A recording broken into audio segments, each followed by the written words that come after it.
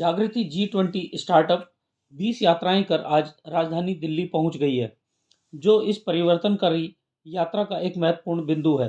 इस यात्रा के क्रम में दिल्ली में विभिन्न सत्र में और प्रतिष्ठित मंत्रालय की ओर से अधिकारियों के साथ रोचक चर्चाएं आयोजित की जाएंगी। इसके मुख्य अतिथियों में भारत के G20 स्वरूप श्री अमिताभ कांत और नीति आयोग के मुख्य अधिकारी उपस्थित रहेंगे। इस कार्यक्रम में अलग-अलग राज्यों से आए प्रतिभागी अपना सांस्कृतिक कार्यक्रम पेश करेंगे। Mission Director, Atal Innovation Mission, and Chair Shashank Mani, Founder Jagriti Yatra. Participants of Jagriti G20 Startup Yatra 2023 from all over the country. Ladies and gentlemen, Namaskaram to all of you. At the outset, I congratulate you all on undertaking this unique Jagriti Yatra that you have embarked upon from Mumbai. I acknowledge the partnership between the Startup 20 Engagement Group and Jagriti that led to this unique trail journey. I am confident that the participants would have an exhilarating experience.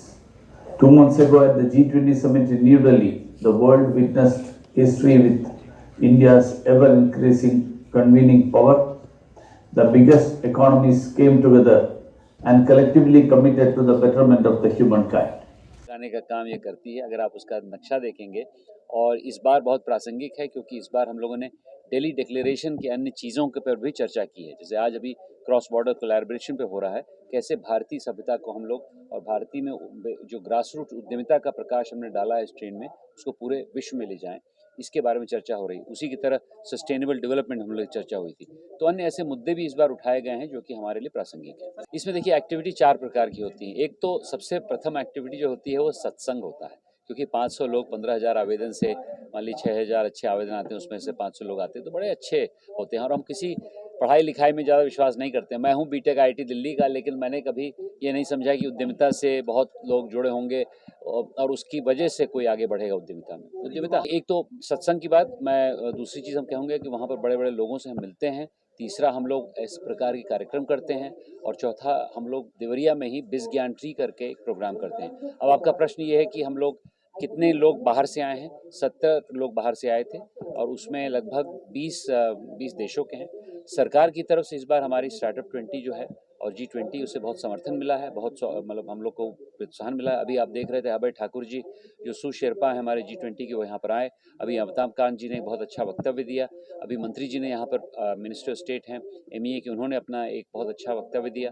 तो ऐसे हम लोग को सरकार से भी प्रोत्साहन काफ़ी मिलता रहता है। यहाँ पर हम लोग इंस्पिरेशन देते हैं कि आप चलिए, आइए, लोगों से मिलिए, सत्संग करिए और लोगों से मिलिए और आगे बढ़िए। लेकिन असली में हम लोग जो काम कर रहे हैं देवरिया में, वहाँ पर एक पूर्वांचल में बहुत विशालकाय मैंने वटवृक्ष के नीचे एक केंद्र बनाया है, जहाँ पर 10 जिलों में हम लोग इस प्रकार का प्रोत्साहन कर रहे हैं। तो क्या कर रहे हैं, इसका यह प्रश्न है।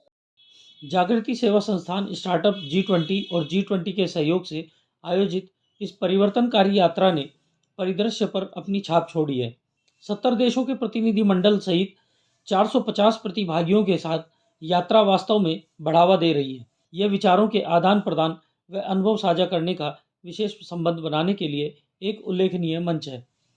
ब्यूरो रिपोर्ट, राष्ट्रीय सर्च न्यूज़ दिल्ली, देश की आवाज़। ऐसे ही अपने क्षेत्र व अपने आसपास की खबरों, देश दुनिया की ताज़ा तरीन सभी खबरों को देखने के लिए देखते रहिए राष्ट्रीय सर्च न्यूज़ चैनल।